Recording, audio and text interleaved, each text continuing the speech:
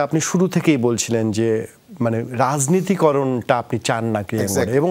সেই জন্যই বাফুফেতেও আপনি নিজে নির্বাচন করেননি। মানে আমিনুল হক চাইলে নির্বাচন করতে পারতো এবং সেই নির্বাচন আমি জানি না সেটার কি ফলো পরিস্থিতি তৈরি হতো। আপনি সেই জন্যই বলেছেন যে আপনি আসলে চান না। রাইট। প্রথমত হচ্ছে যে এই চাওয়াটা শুধু আমার একার না, আমাদের মাননীয় ভারপ্রাপ্ত চেয়ারম্যান মহোদয় জনাব তারেক রহমান তিনি চেয়েছেন যে আমরা ভবিষ্যতে বাংলাদেশের ক্রীড়াঙ্গনটাকে দলীয়করণ মুক্ত রাখবো এবং রাজনৈতিকরণ মুক্ত রাখবো। তো সেই চিন্তা ভাবনা নিয়ে বাংলাদেশের স্পোর্টসের উন্নয়নের জন্য, বাংলাদেশের স্পোর্টসের যে স্বাধীনতার 53 বছর পরে এসেও বা আমি যখন ফুটবলার ছিলাম তখন থেকেও বাংলাদেশের ফুটবল নিয়ে বা বাংলাদেশের স্পোর্টস নিয়ে যেই স্বপ্নগুলি আমরা আসলে দেখেছি, বাট সেটা আমরা বলে আসছি, বাট কখনো সেটার বাস্তবায়ন আমরা আসলে স্বচক্ষে দেখি নাই। বাট এই চিন্তা ভাবনা নিয়ে যেহেতু আমাদের মাননীয় ভারপ্রাপ্ত চেয়ারম্যান দীর্ঘদিন ধরে লন্ডনে তিনি অবস্থান করছেন এবং ওইখানকার যে স্পোর্টসের যে একটি মানে অন্যরকম একটি পরিবেশ, যে মানে স্পোর্টসটাকে কিভাবে মানুষ দেখে বা কিভাবে এনজয় করে এবং স্পোর্টস একটি জাতিকে কিভাবে পরিবর্তন করে দিতে পারে, সেই বিষয়টি তিনি ওইখানে থেকে এবং বাংলাদেশের মানুষের যে স্পোর্টস নিয়ে যে তার যে একটি বাংলাদেশের মানুষের যে স্পোর্টস নিয়ে একটি উৎসাহ, একটি উদ্দীপনা বা একটি যে ভালো কিছু করার যে স্বপ্ন, সেই স্বপ্ন সব কিছু মিলিয়ে তিনি চিন্তা করেন যে আমরা যাতে ভবিষ্যতে বাংলাদেশে আমরা স্পোর্টসটাকে একদম গ্রাসরুট লেভেল থেকে শুরু করে একদম টপ লেভেল পর্যন্ত আমরা রাতারাতি পারবো না, সেই জন্য তিনি কিছু পরিকল্পনা আমরা আলোচনা করেছি এবং সেই পরিকল্পনা আল্লাহ পাক যদি আমাদেরকে ইনশাআল্লাহ জনগণের ভোটে নির্বাচিত করে, ডেফিনেটলি আমি আপনাদেরকে আজকের এই অনুষ্ঠানে বলে যেতে চাই যে বাংলাদেশের স্পোর্টসে একটি আমূল পরিবর্তন আসবে, যেটা বাংলাদেশের মানুষ হয়তোবা অনেক সময় বলেছে, যেটা স্বপ্নে হয়তোবা আমরা চিন্তা করেছি, বাট এটা বাস্তবে ইনশাআল্লাহ প্রমাণ এবং বাস্তবে সেটা আমরা বাস্তবায়িত করার সর্বোচ্চ চেষ্টা করব। না, আপনি যেহেতু মাঠে ঘাটে দেখেছেন পরিস্থিতি, কোথাও কোথাও সমস্যা, সেটা আসলে বোঝা যায়। বাফুফে নির্বাচনে অনেক কথা আছে, আপনি একটা সমর্থন জানিয়েছিলেন, হঠাৎ করে চলে গেল, সে পুরনো কথা যেতে চাই না, কিন্তু তারপরও স্বপ্নটাকে অধরাই থেকে গেছে নাকি আপনি আসলে চেষ্টাটা চালিয়ে যেতে চান? না, প্রথমত হচ্ছে যে বিষয়টা আমরা দলীয়ভাবে কাউকে সমর্থন করিনি, বাট আমাদের যেটা সিদ্ধান্ত ছিল যে ফুটবল নিয়ে যার অনেক বেশি আগ্রহ আছে বা ফুটবলের জন্য ভালো কিছু করতে চান, এই ধরনের কাউকে আমরা যদি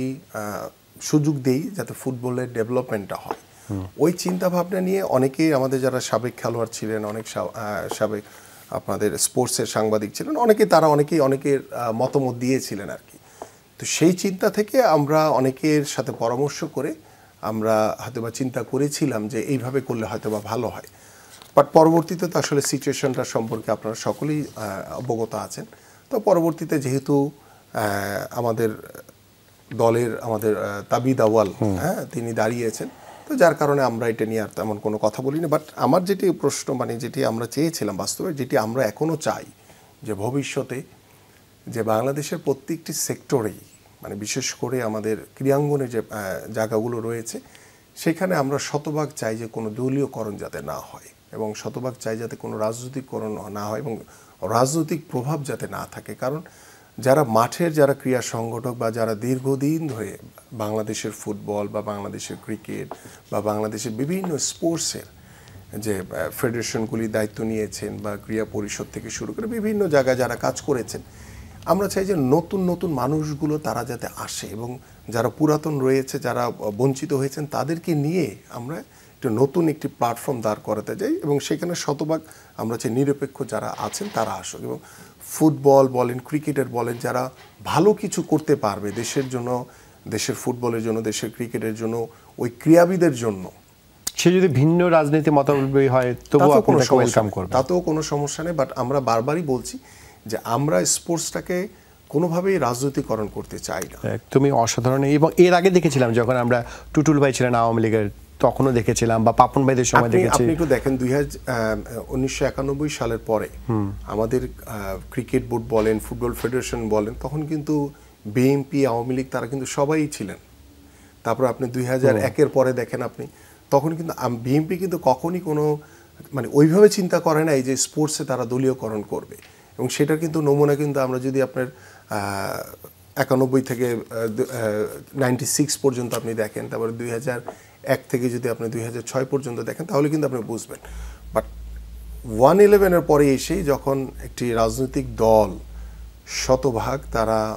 প্রত্যেকটি, শুধু ক্রীড়াঙ্গন না, বাংলাদেশের প্রত্যেকটি রাষ্ট্রীয় প্রতিষ্ঠানকে যেভাবে দলীয়করণ করেছে, কক্ষিগত করে, যেভাবে রাষ্ট্রীয় প্রতিষ্ঠানগুলোকে ব্যবহার করে জোর করে তারা ক্ষমতায় বসেছিল, বাংলাদেশের রাষ্ট্রীয় প্রতিষ্ঠানগুলোকে ধ্বংস করে দিয়েছে, সেই জায়গাগুলো নিয়ে কিন্তু আসলে আমরা সকলেই, বাংলাদেশের মানুষ কিন্তু চিন্তিত। এবং আজকে দেখেন অন্তর্বর্তীকালীন সরকার তারা যে দায়িত্ব নিয়েছে,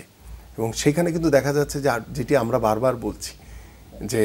বাংলাদেশের মানুষ আপনাদেরকে সমর্থন দিয়েছে, বাংলাদেশ জাতীয়তাবাদী দলের প্রত্যেকটি